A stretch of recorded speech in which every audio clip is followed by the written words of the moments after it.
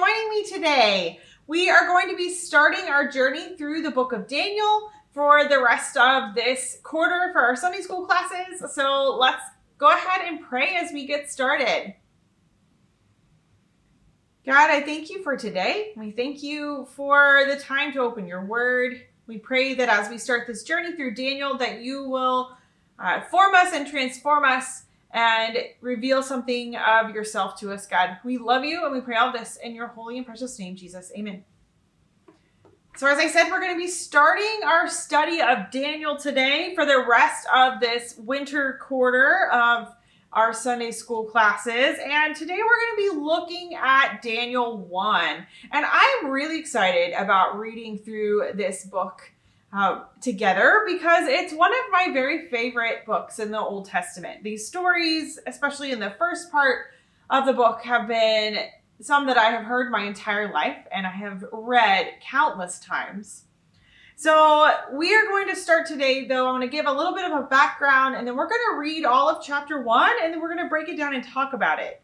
So starting things off here, this book is 12 chapters long and we can divide it in half. So chapters 1 through 6 are stories that are about Daniel and about his friends and life in Babylon. And then we transition in chapter 7 to visions that Daniel has. And that will take us through the rest of this book. And so we get kind of two very different feels as we're reading through this. The first half really feels it's a story, it's narrative, it's telling us events that happen. And then the last half is more visions that Daniel has that he's sharing. And so when we're situating this in history, Daniel starts off by doing that. In the first two verses of Daniel 1, we have a historical, hey, this is a signpost of when this is happening. So I'm going to go ahead and read those two verses to kind of set our tone here.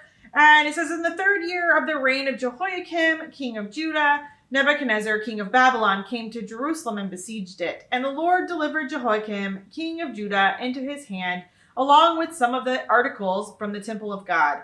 These he carried off to the temple of his God in Babylonia and put in the treasure house of his God. And so we have this signpost where we talked about Ezekiel setting things in historical context, and he would give a very specific date. And so that's what we have here. And so scholars have dated this to be around 605 BC. And then if we look at verse 21, it says, and Daniel remained there until the first year of King Cyrus. And so we have here in this first chapter kind of this bookend of saying this is the ministry of Daniel. And it lasted from 605 BC to about 539 BC. And that kind of gives us our range. And so we have Daniel's ministry going from the beginnings of the Babylonian Empire and stretching all the way into the Persian Empire. You have a very long ministry. So to situate Daniel even further in the context of where we've been with Ezekiel.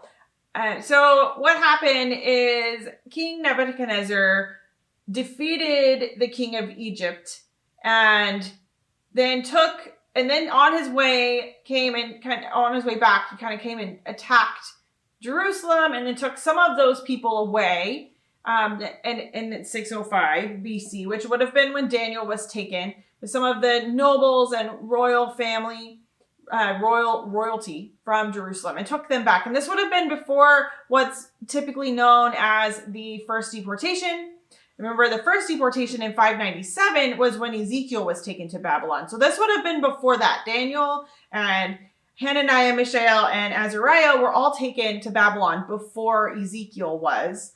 And then, so that's what's happening here. There's a lot of unrest as the Assyrians they came before Babylon, as their empire was kind of dying off. Babylon was kind of rising to power.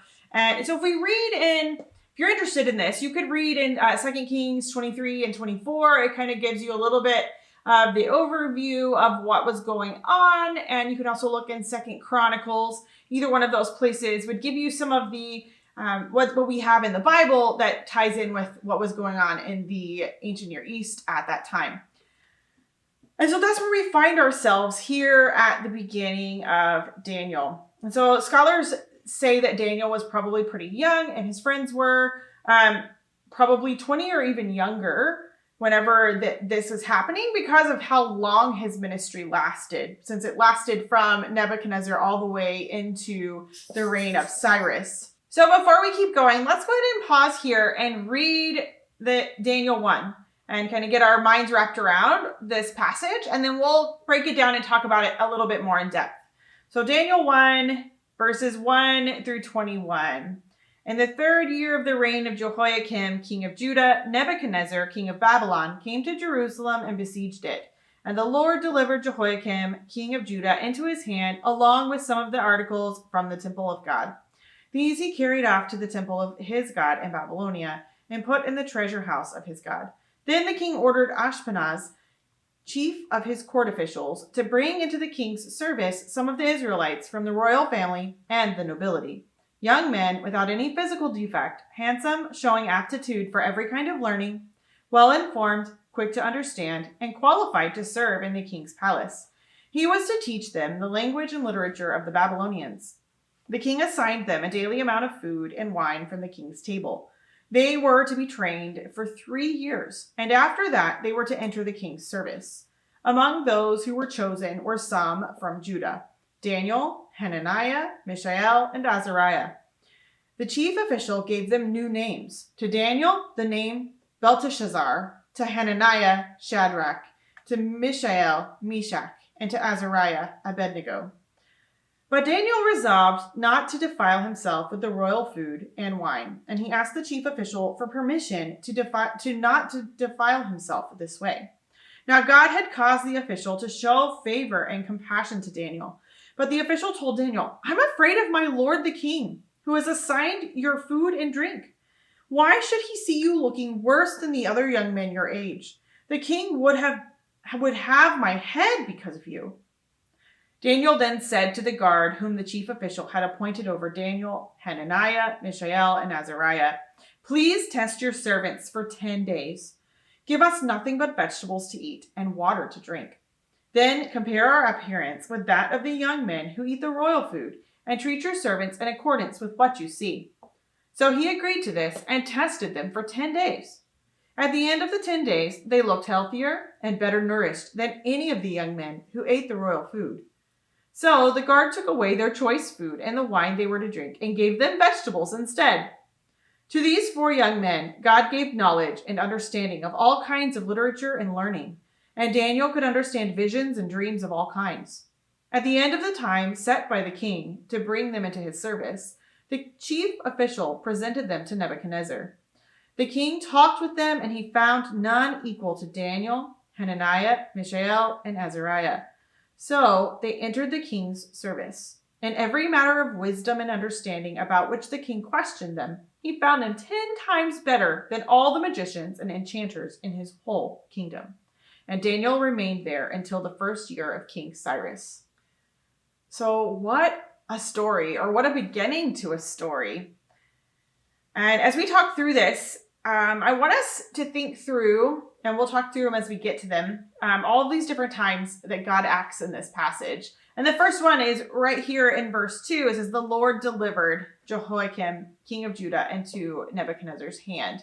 And this is just carrying right on in the tradition of the prophets and the tradition of Ezekiel, saying that, hey, this is all happening and God is doing it, and it's because of the people's sin. Daniel picks right up on that same line of thinking, that same line of instruction to the people who are hearing this. And that's something that's really important to notice. So here we have God acting. So it's not just Nebuchadnezzar randomly showing up and doing this, but God is allowing this to happen. Nebuchadnezzar is doing this because God's allowing this to happen.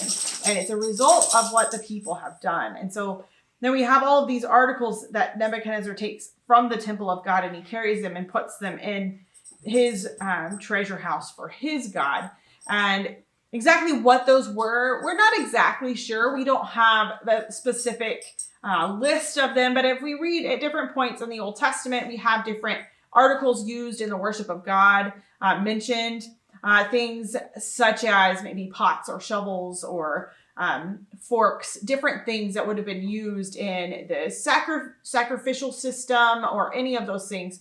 I can imagine it would be quite a list of things. And if we read in some of the different places where the temple is mentioned or where the tabernacle was mentioned, and all of the different things that the artisans made, I mean, they were made out of gold and all sorts of precious metals and things. So these would have been worth stealing and taking for Nebuchadnezzar. And he took them off to Babylon and took them away. And eventually they'll be returned, at least some of them will, whenever the exiles are able to return. And we get that story a little bit later in the Old Testament. So then we come to what the king orders. And so Daniel and his friends were some of those who were taken, and they were royal and possibly royal, but definitely at least noble in birth. Some people have thought that they might have been possibly descendants of Hezekiah. If you remember the king Hezekiah, he's a king of Judah.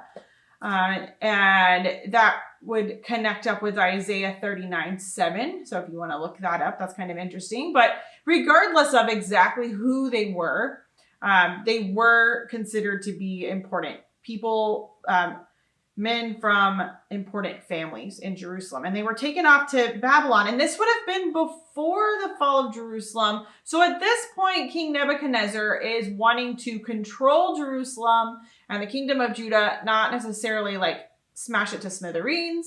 So he's wanting to have like a vassal state. So one that's loyal to him will pay tribute to him. So it kind of has his control in that area. And so at this point in history, he's taken people he's conquered, like Daniel and his friends, and so the different people from different people groups, and he's bringing them in and saying, hey, these are the ones that would be some that could serve in the king's court in different capacities. And so then they go through this time of re-education and acculturation and learn everything there is to know about Babylon and Babylonian culture and literature and religion and all of those different things. And so that's what we see here. And he's going to use the ones who have the aptitude for it and show that they can do it and be trustworthy and all of those things. They're going to be used in different ways to serve in Nebuchadnezzar's court. And so the King Nebuchadnezzar orders Ashpenaz to bring these young men in, and he gives this list of things that they need to be without physical defect and handsome and have aptitude for learning and be well informed and be able to understand and be qualified to serve. And then they're supposed to learn the language and literature of the Babylonians and every single thing about their culture. So the language, one of the common languages would have been Akkadian. And then the writing style would have been a cuneiform language. It would have been very complex, lots of different characters, more than having this alphabet. So it's been very complex and complicated. And they would have been taught all of these things. This would have been a complete immersion in Babylonian culture, and definitely in a pagan culture. And so you have Daniel and his friends and any of the others who were chosen thrust into Babylonian culture, like completely severed from their homeland and just kind of thrown in.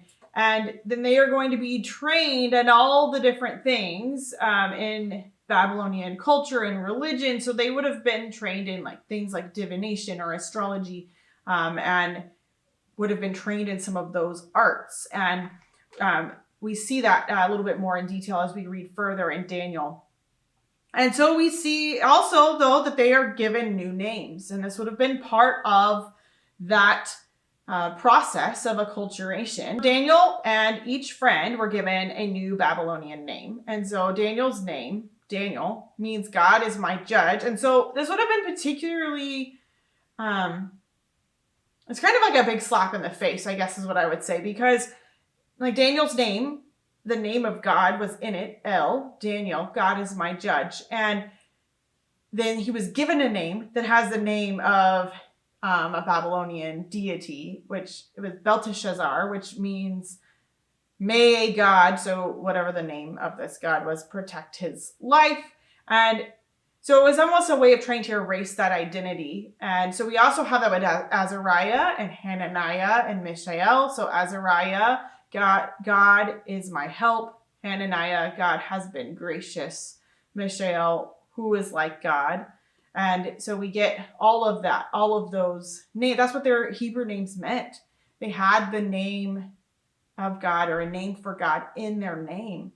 And then they were changed.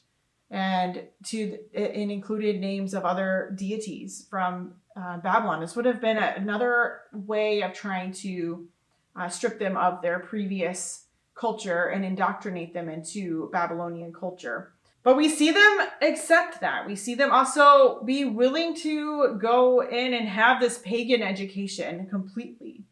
And they said yes to that. They said yes to the pagan education. They said yes to this political career of serving the king, whatever that was going to look like. And they also acquiesced to the change of their name. And we could say they probably didn't have a choice, which is true. I guess they could have resisted completely, which would have probably ended in martyrdom. But we know they would have been willing to do that because of the stories we have later with Daniel in the lion's den and the other three and the fiery furnace. And we know those stories. They're very familiar stories. But so we know that we were willing to go there. But here they did not take that kind of stand. But we come here to verse 8 and we see the point where they do take a stand. And it's about the food. And it's interesting. So why did they say yes to these other things and take their stand here about the food? It's very interesting. So as we're thinking about this, Daniel resolves not to defile himself. And we know his friends do as well. They don't want to be defiled with the royal food and wine. So we know that life in Babylon, food that fit all the dietary laws of the people of Israel, was going to be hard to come by. Prophets spoke about how they were going to have a hard time being able to be faithful to that. And we see that all the food would have been considered unclean. There wouldn't have been unclean food because if it didn't fit the dietary laws, it had probably been presented or sacrificed to an idol and been offered to an idol. Even the vegetables would have been offered at some point. So it's like nothing was going to be clean. And so this was kind of a way of affirming this distinctive way of living and almost as if it's like a symbolic gesture, perhaps. So scholars have processed it in a couple ways, and this is one of them. It's like a symbolic gesture, so they're reminding them of who they are. So they can choose to eat just the vegetables and drink water and maintain this sense of purity and being faithful to their Jewish identity. And so every time they would eat, that would be something that they could think about and be reminded of. Because you can imagine being in this culture that is just pagan and worship of idols is just rampant, and that's everywhere. Everybody's doing these things and doing being trained in divination and astrology and all of these different ways and methods and reading all of this literature and all of the things that they were doing. It's like this is like a one place where they could say, hey, that we're gonna not be defiled in this way. But further, because scholars have made the point that the vegetables would have been offered to idols and probably would have had ways of being unclean too. And Levitical laws allowed for drinking of wine. So what's going on here? Is it just they're wanting to be pure and be, and that's definitely got to be part of it. But another way of thinking about it, I thought was really fascinating, is this idea of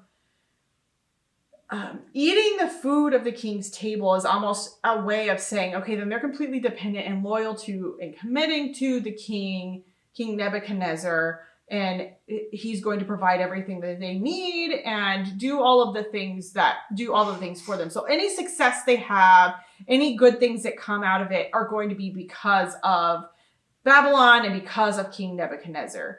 But it's also a way for them, so this stand and saying we're not going to eat the king's food, this rich food that they would have had to turn down every day at any meal, is a way of saying that only God can be given credit for our success. And that they're willing to serve King Nebuchadnezzar, but under God. They're not serving King Nebuchadnezzar as if he was God, he were God. That King Nebuchadnezzar is just the state. It's just a nation. The Babylon's just a nation, and they're willing to serve and do what they're supposed to do but God's still the king. God's still the one that they are following, and he's the one who is going to ultimately get the glory for their success. And only God could make them more strong, and look better and be more healthy than these other men who were getting all of this luxurious food. And all they were getting was vegetables and water. And so it's a way of saying that God is the one who gets the glory, and is a way of reminding themselves. And so I think both of these ways, thinking about it being saying we're going to remain true to who we are and maintain our identity, and our identity is going to require us to eat and live and do things in a certain way, but also a way of saying that, God ultimately is the one who is in control and the one that we are subject to. And as a way of kind of subtly doing that, because this would not have been a very public declaration. This would have been more of a private thing for them. This guard would have been involved, but it wasn't like they were walking around saying, King Nebuchadnezzar, we're not eating your food, we're eating vegetables. And we know it was just this 3-year period, because later in Daniel, he references eating meat and different things. So this was something for this period as they were going through all of this training and education. So it's very interesting and fascinating to think about. And then as we keep going here, I think one of the things that it kind of draws my attention is how Daniel interacts with this official, and how God had caused this official to show favor and compassion to Daniel. And Daniel doesn't just come in and say, we're not eating it, deal with it. He comes in, he has a conversation with the guy. And God had already caused him to be compassionate towards Daniel. And then they're able to have this back and forth conversation. And so Daniel handles him with respect. And even though he's saying, hey, we're not going to be able to eat that food. We need to be able to eat vegetables. But he's still respecting and responding, even in this moment of taking a stand and kind of putting that line in the sand and saying, hey, we're not going to go any further. He's still being respectful in how he's handling the other person. And I think that is so important to notice here. And God gives him this wisdom to be able to say, well, try it out for 10 days, and gives him the wisdom to be able to interact with Ashpenaz in this way of this more peaceful way. And so we see God acting in that way. We see God giving God's hand there. And then we see later on over here, we have God giving them knowledge and understanding of all kinds of literature. So then God is the one who is making them able to understand all of these different types of literature, understanding all of this language, understanding all of these things that they are being educated in, and coming to understand all of those things in a very, in a way that was leaps and bounds over everybody else. That they are they're the best. And we see Nebuchadnezzar's opinion is that he found them 10 times better than all the magicians and enchanters in his whole kingdom. So that God was working in them, and through giving them wisdom and giving them the ability to understand beyond what anybody else was able to. Almost as in a way, like God is triumphing over this false wisdom of Babylon that would have been based on idols, but God is triumphing over that. So here we have Daniel and his friends facing this very real and tangible threat, this enemy of Babylon, Nebuchadnezzar, the one who is going to destroy their homeland. And yet we find them in this impossible situation, and they're willing to do what God is calling them to, and they're willing to maintain their identity, but also figure out a way to be able to have an influence and be able to work within the system. And it's very interesting because they could have easily just rolled over and taken the path of least resistance and just acquiesced to everything, but they didn't. And they were able to maintain their identity and maintain their faith in the midst of quite overwhelming odds. And not just maintain it, but flourish. I'm reminded of the words of Jeremiah 29. In Jeremiah's letter to the exiles, he tells them, the Lord Almighty says, build houses and settle down. So to the exiles in Babylon, build houses and settle down, plant gardens and eat what they produce, marry and have sons and daughters, find wives for your sons and give your daughters in marriage so that they too may have sons and daughters. Increase in number, do not decrease. Also, seek the peace and prosperity of the city to which I have carried you into exile. Pray to the Lord for it, because if it prospers, you too will prosper. This is what the Lord Almighty says. So this reminder of Jeremiah to the exiles in Babylon, I see that is how Daniel and Hananiah and Mishael and Azariah, that's how they are approaching here right at the beginning of Daniel. That's what they're doing. They're approaching their time here as a way of saying, okay, so we are in this impossible situation, but we're going to go forward and we're going to live. And we're going to live out who we are and who God has called us to be in the midst of this system.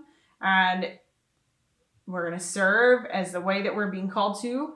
And we're going to see how that impacts Nebuchadnezzar and just the people that they're around. And I think it's going to be fascinating. I love Daniel and I love these stories. Some of my favorites in the whole Bible. So I'm excited about reading through this book. We're not going to get to talk about every single chapter, which is a shame. Maybe sometime we'll be able to talk through every single one, but we will get to talk through quite a few of them.